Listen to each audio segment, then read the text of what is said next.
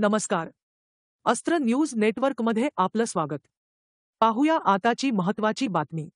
पिंपरी चिंचवडमध्ये वाहन चालवणे एक धोकादायक खेळ बनले आहे. पुणे मुंबई महामार्गावरील आकुर्डी खंडोबा माळ ते चिंचवड स्टेशन दरम्यानच्या रस्त्यावर निर्माण झालेल्या खड्ड्यांमुळे वाहनचालकांना मोठा त्रास सहन करावा लागत आहे.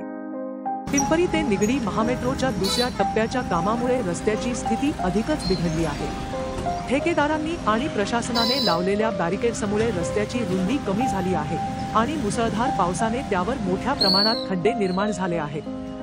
या परिस्थितीत वाहन चालवणे जीव मुठीत धरून असल्यासारखे आहे.